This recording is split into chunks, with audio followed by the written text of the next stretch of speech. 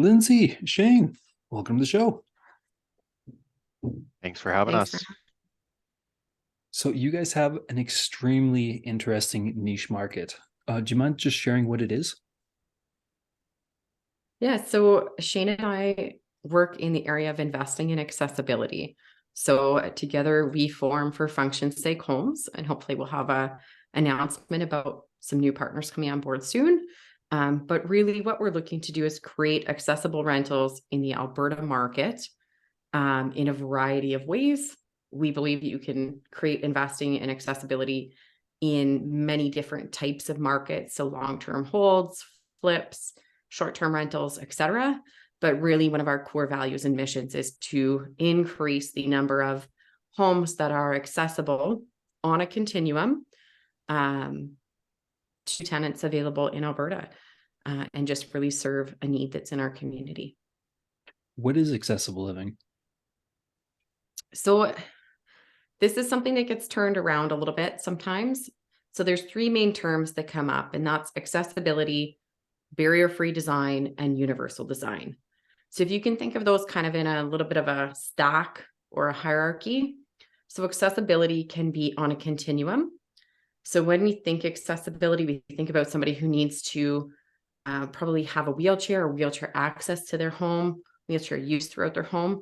But realistically, accessibility is there to meet the needs of the person. So that might be sensory needs if we think of children with autism, that might be mobility concerns. So maybe just somebody with bad knees. It might be somebody in a wheelchair. It might be vision deficits, hearing deficits. So accessibility is a little bit more focused. Then you have barrier-free design, which is what our codes are built on. So our building codes. So in Alberta, we have a barrier-free design guide that lists step by step what those things, the minimums for barrier-free design is. So, and those are built for someone living in a wheelchair. And then at the top of that hierarchy, we have universal design. And universal design is kind of all encompassing. It is not designed for someone with a disability. It is designed for the maximum number of people to be able to use it. So that means that anyone could use a home that is built with universal design principles, whether they have zero disability, whether they have different types of minor disability that maybe impacts one or two areas of their life, or it could be somebody who needs maximum assistance in terms of that accessibility. Does that make sense for you, Jeremy? Did I nail that? I think it does. Now, why would you mentioned flips earlier? Why would somebody who is making either a flip property or a short-term rental, why should they be looking for making accessible living or staying in one, I should say? Shane, do you want to talk about supply and demand currently? Yeah, so we'll just talk about Edmonton on the whole and kind of surrounding areas. So basically, if you were today to go on to Rentfast or Kijiji and search up accessible rentals, you'll find that there is availability in condos for, they say that's accessible because there's a elevator if someone's in a wheelchair. But when you actually go to the listing and take a look at the listing, there's just that and only that. There is nothing that is accessible in these units in all of Edmonton. If you look at Airbnb, like I have and Lindsay have, and you click on barrier-free filter or wheelchair access, there's zero rentals at all in Edmonton and surrounding area. It's something that is very well needed, and I feel like it's being overlooked. And there might be some people that think that it's too expensive. There's not going to be much of demand for it, but when you actually dig down deeper, there is a huge demand for it. And I think if more people know about this and we get the word out there a little bit more, it'll kind of open up the eyes to opportunity that are there in front of you, kind of thing. What kind of people are looking for accessible units? Is it just the elderly? No, and that's kind of a ongoing misconception that it's only elderly that are looking. But if you actually dig down into the stats, there's 1 in 5 people in Canada are living with disabilities. So if you look at that stat, you know, there's people with mobility issues, are blind, have MS, you know, there's a number of other disabilities that people deal with, and they are all looking for a home. And like you mentioned before about there's an investor in Edmonton that's re-engineering homes and selling them to provide accessible homes, and that he's doing very well with it because there is such a demand for it, and it's only going to grow as well. Like in Canada, we're supposed to be getting to about 10.4 million seniors by 2037, which is going to be, you know, a huge number that Canada isn't ready for. Just like the affordability in Canada already being a problem, we strongly believe that Lindsay and I believe that this is going to be the same with accessibility, and that because Canada did bring in an act called the Accessible Canada Act in 2019, and the Fed's goals are to make Canada a fully accessible, inclusive Canada by 2040. And as we know, with the accessibility side of or the affordability side of things, they had to bring the private sector into it because they needed help. And we fully believe that this is going to happen in the accessibility world as well. Why is Yeah. there going to be an increasing demand in it?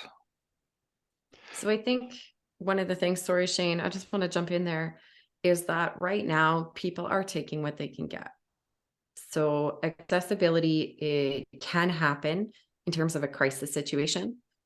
You know, someone, for example, has a stroke and they need different things in their home in order to receive the best care, in order to complete their daily tasks, you know, showering, bathing, eating, cooking, all the different things, right?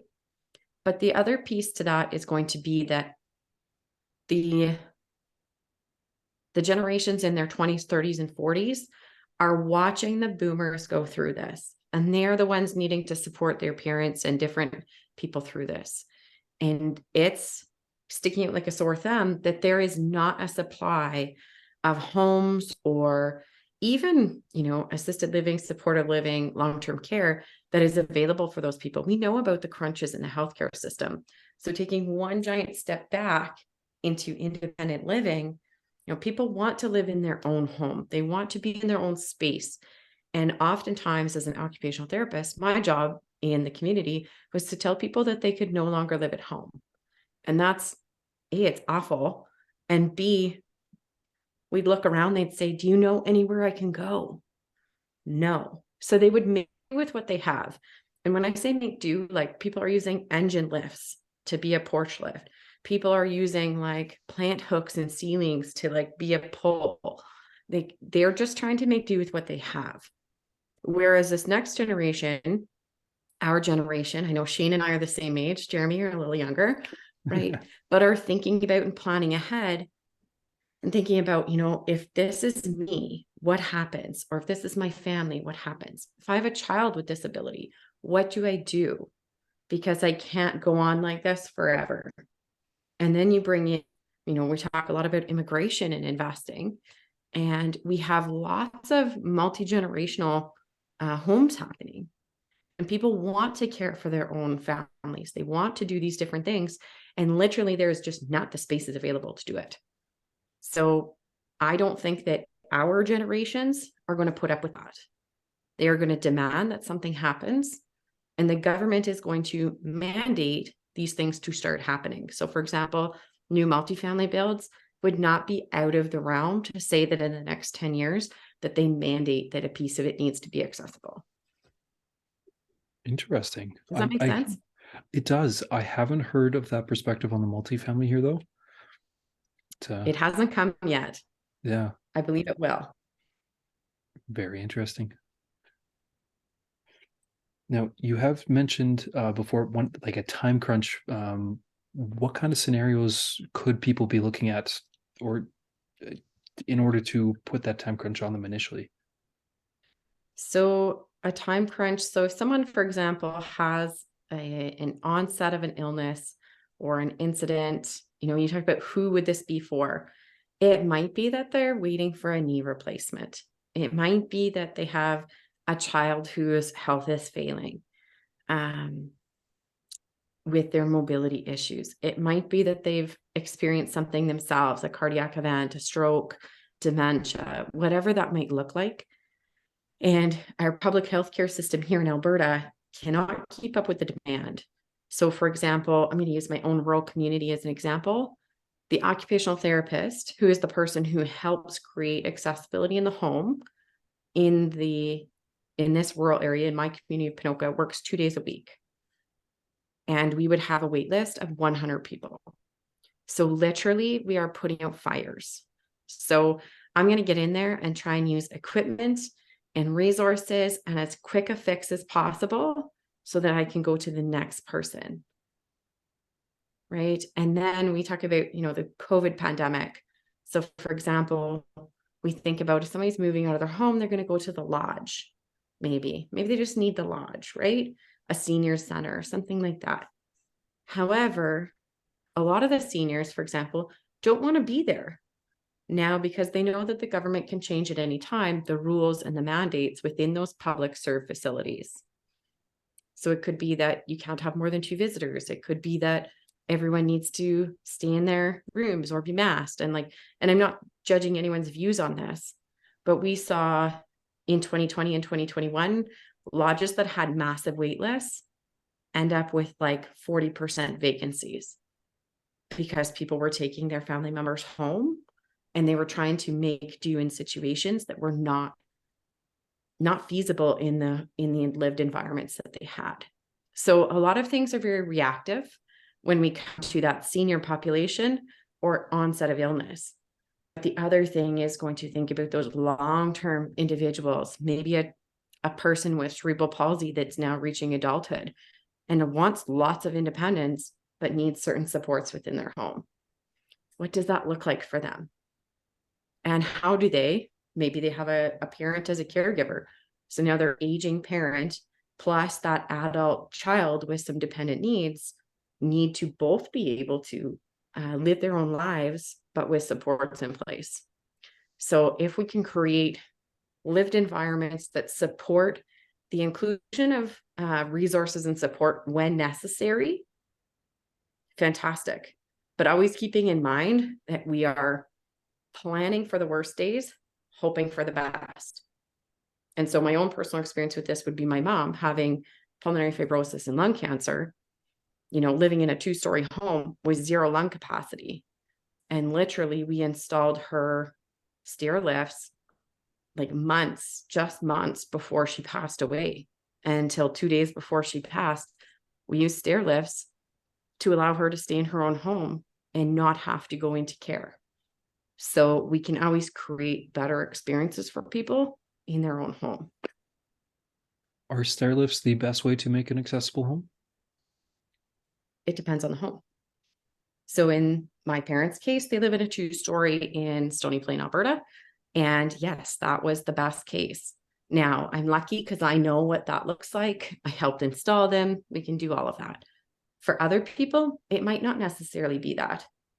I begged my parents to move out of their home for years and into a bungalow style, or at least a home that we consider quote unquote visitable and accessible to a degree, where there's a main floor bathroom that can accommodate wheelchair access, and there's a main floor bedroom and a 0-step entrance. So we can add in ramps, we can add in lifts. Those things are all easy to add in most cases. But it, again, depends on what funds you have available. The government has some funds available, especially in Alberta. We are well off that way, but we have some of the worst accessibility stats in the entire country. So once tenants are in and they can access some of those funds through the Alberta government to create an environment that they can flourish in, they don't want to leave because they found a space that works. And that's very difficult to find. So why would you move and try and do that in another location? That makes perfect sense. I do want to touch on the government money and grants here a little bit more when we do the investor focused one, or from the investor perspective. You have mentioned ramps and some other accessibility tools here.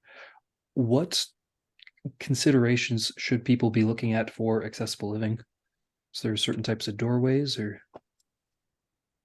Yeah, so if you would look at a home, your typical homes, like kind of going off topic here, but the hallways are always going to be tough to deal with when you're dealing with accessible with wheelchairs. It's pretty tough to kick out walls. And you know, that's an extensive reno, but ideally you want 36 inches coming in into the doorway from your entrance and being able to have 36-inch wide throughout your hallways. Going into the kitchen, I don't know if you can see behind Lindsay there. Can I go the other way? Yeah, that way. This Thank is you. a very nice, accessible kitchen.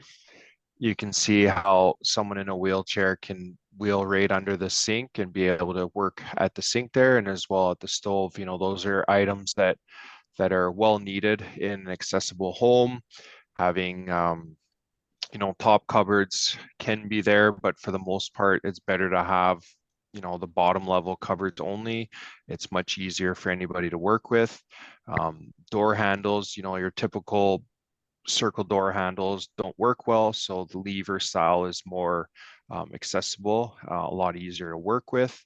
Um, Rolling into the bathroom or walking into the bathroom, having a floating vanity is very much needed. Having your pull bars around the toilet, having ideally 5 feet in the bathroom radius for turning around is ideal, which can be tough. I know, like for function's sake homes, when we're doing our viewings or have been doing our viewings, sometimes you're having to knock out a wall between the ensuite bathroom and the main bathroom just to be able to have the room to have a walk-in shower like the one over my shoulder here, or you know, those are all ways of needing, or things that you need an accessible home that you don't see on the market, and the list could go on and on. But those are the main points that if you're looking to provide that to your home. And I think, sorry, just to add there, Jeremy, is that any home can be made accessible for the right amount of money. And Yes. it's often a misconception that accessibility is very expensive, and it doesn't need to be. So we can choose things that lend themselves better to accessibility. Obviously, the bathroom in Shane's picture there is not 100% accessible. And we want to tell people, like, you don't have to be barrier free 100% to have an accessible rental. You can create elements of that, and there's going to be people on a continuum. So for example, my mother-in-law just needs somewhere where we can get a walker through. That's what she needs. She doesn't need something that's going to have the wheelchair. She doesn't need big and fancy like this kitchen in the image behind me. So you can create accessibility on a continuum and know that there are people and tenants that will slot into each and every one of those continuums. And sometimes it's the little things. So for example, in the bathroom that Shane has behind him there, one of my favorite things in that bathroom is the tilt mirror. So that's universal design. And the reason I say that is because a tilt mirror is not just for someone in a wheelchair. It's for a child. It's for someone who's 5 feet tall, like myself. All those different, there's nothing more frustrating than being a completely able-bodied person and only being able to see my forehead in a mirror. And this happens more often than you think. I think we need to really put that forward, is that tenants don't expect perfection. Tenants are willing to work with people, and they're going to know what they need. And if they don't, that's where they need to reach out to an expert such as myself, such as Shane. There's many different experts in accessibility who are willing to help people sort out what is a need and what is a want. And there's more than one way to get there every time. So that wheel-in shower is beautiful. But if I turn off my video, and I'm in my current rental right now, for anyone who's there, who we are, this is a mobility friendly rental. It's not accessible rental. But right now I'm actually sitting on a tub transfer bench. So if someone didn't want to get rid of their tub, we have pieces of equipment that are going to accommodate that and compensate for that. So there's two ways to do everything. That's a really good point. I know growing up, I played a lot of sports and I ended up on a lot of crutches. And sometimes just using it, that pull bar was more than enough that I would have needed anyways. Not that I recommend contact sports or any of the sports that I played, but I sometimes do. Me too.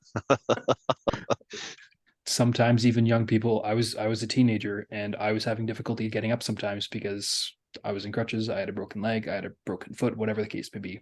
So I'm really glad that you call it a continuum. A continuum, yeah. So Okay. it might just be that there's no stairs to get in and everything's on one level.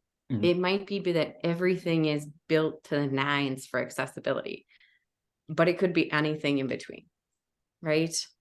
And we're just going to look at, what does that person need? What does that person want? And people are creative. You don't have to be perfect, but as long as you make the effort towards things, we can work with that. And nothing is permanent. So things can be changed, especially if you're using compensatory equipment like that tub transfer bench, like a wall grab bar. Those things can be changed. Yeah. You know, if you're designing a full accessible kitchen like this, yeah, you better make sure that you're doing it really, really well, Mhm. because it's a lot of money. But that's any beautiful kitchen like this.